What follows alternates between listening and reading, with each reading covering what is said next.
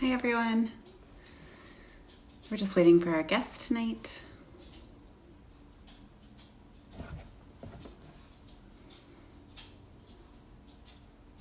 Hi everyone. Just waiting for our guest this evening. Happy Thursday. It's a beautiful day. It's a little gray now, but it was.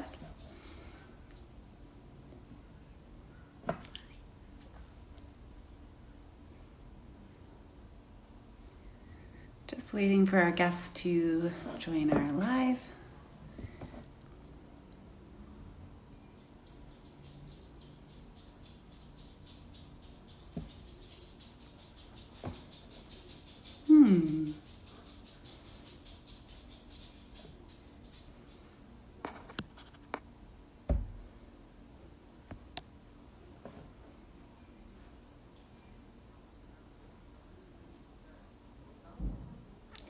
Still waiting, not sure what's happening.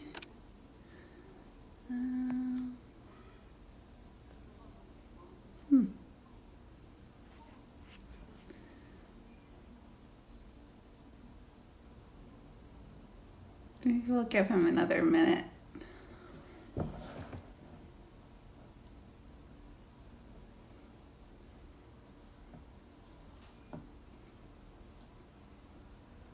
Hi, we're just waiting for our guest still. I'm not sure what's going on, but hopefully he'll join us soon. There we go. Perfect.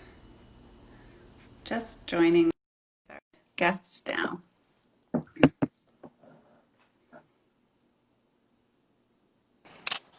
Hello. Oh my goodness, you're outside. I had to. I was in my office all day, so I needed to get outside, and I thought this would be a good opportunity. That's perfect. Yeah. Uh, hi everyone. My name is Alex, and I work for Catholic Family Service. And we are here on Instagram Live Thursday night at 7:30 every week, trying to bring you people and stories that resonate with you and what you may have been going through during the pandemic. And tonight we have Tyler, who also works for Catholic Family Service in an incredible program called Fathers Moving Forward. And Tyler is the coordinator of that program. So tonight, Tyler's going to tell us a little bit about how he's doing, what's new and different and difficult and great for him. And then he's going to tell us a bit about his work with fathers, why it's so important, maybe give you some sort of ideas for supporting the fathers in your life, or supporting the young men in your life. And then if you have any comments, please shoot them into the chat and we'll try to answer them when Tyler's done chatting. And so, Tyler, welcome. How are you doing? I'm well. I'm way better outside than I was inside today. It was a long day in front of the computer, so I'm feeling the fresh air for sure. Yeah, Yeah. it makes such a big difference. And there's for me there's like this temptation to only go outside when it's sunny, but I think that I have to remind myself to just get outside every single day because it's good for me. That's so funny, actually. Last weekend, a group of us decided to go camping because it wasn't a very pleasant Friday. If you remember last Friday, it was pretty rainy and cold.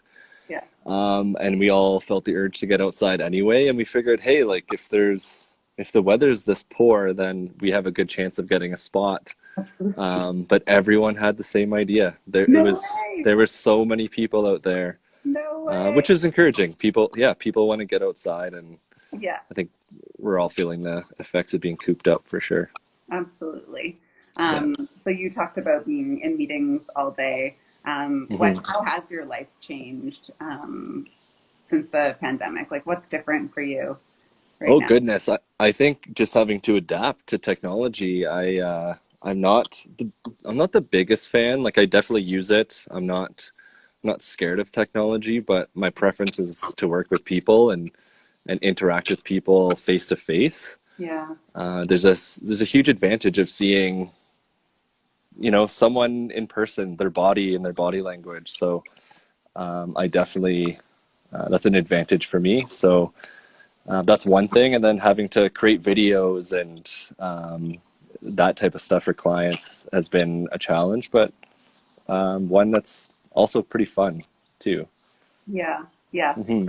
The one thing I said in the early days was like all my tricks for how I get people to like me or be interested in what I'm saying take place in person, and so I had to learn how to bring people over to my side over Zoom, which can be tough because it's true.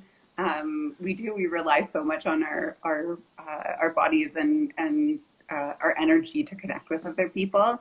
Um, and and you just don't have that in the same way. And you really feel that when you're around people. I had to pop into the office last week, and I felt like this like crazy energy being around these people that I haven't seen Yeah, so long. So yeah. for sure. And it's funny you say that because one of the things we've all been doing, and Fathers Moving Forward and myself has been creating videos. Mm, And in that process, it's funny how I agree. Like there's I definitely need to be in front of people and interacting in person for I don't know, just to be on my A game, and especially with clients to engage them and create a relationship. So how yeah, do you do that in a video? So putting music into it, making it a little bit more artistic is kind of expressing myself a little bit yeah, and making the video a little bit more accessible. It's like hopefully they think this is cool enough and the content is yeah, okay and they want to come back. yeah, It's interesting that way. I don't think I intentionally did that, but yeah. it definitely that's what came out. Yeah. But I'm dying to ask you, but maybe it should wait. About the Well, feeling cool enough to work with young people.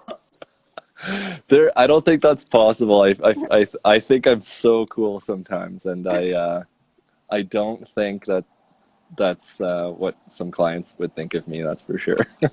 Maybe a goofball, not to be taken too seriously, but whatever.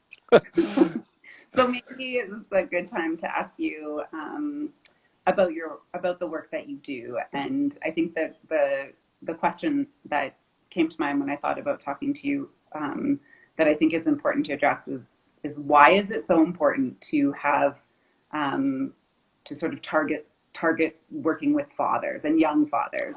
I know it's a big question, but what is it about young fathers? I you know what? I've always gravitated to trying to advocate and work with clients who, or populations, I should say, that sometimes get forgotten or stigmatized, or like just kind of minority groups in general. Like I like to stand up for people who don't have a voice necessarily, and I've always like working with Indigenous peoples and in the homeless sector. And I kind of feel the same way about young dads. I Yeah, feel like they need a person in their corner and they need an advocate and someone to work with them and stand up for them. And I get that's my initial thought to that, and why I think it's important yeah, because just to give them a voice. And then there's the development of the child that they're fathering yeah. or parenting. There's a lot of good research out there that I mean, we could go into detail, but generally speaking, the outcomes are better for children when they have a father who's active in their life. So, Yeah. I think that uh, the thing I think of when you talk about fathers or young men being forgotten, I think in my experience, there's in general maybe a lack of focus on youth programming, but mhm. especially for young men. Do you have a sense for why that is that people don't think right away of young men when they think of groups of people that might be in need? Well, there's a certain amount of privilege that comes with being like a man, I think sometimes, and you don't necessarily consider that a minority, Yeah, and maybe it isn't necessarily, but I think it is a group that's misunderstood a yeah, little bit. We've heard, you know, terminology like deadbeat or absent or but there's a lot more going on than someone just trying to avoid the responsibility of being parents or being a parent. And I don't know. That's a really good question, worth reflecting on quite a bit more. But yeah, I also recognize it's probably a really big, big question, sort of. It's a really good question. I don't think I've been asked that before, and that's one to reflect on for sure. Did you? This is maybe a plug for a documentary for anyone watching who really likes documentaries. Have you ever seen The Mask You Live In? I haven't, but I there's been so many people who have mentioned that. And what's the premise behind the mask you So live it's in? all about masculinity and Hmm. how young boys are raised in particular ways that Yeah, encourage sort of this idea of toxic masculinity yeah. with aggression and anger and violence and those kind of things. And it's really well done. It was a few years ago, maybe more than that, honestly. Hmm. But anyway, it's a wonderful, and I think you can get it on YouTube now. But it sort of speaks Yeah, to those ideas. Yeah. yeah. I feel like I should have watched that already, considering my role. Quite. Hopefully, my supervisor is not on here watching.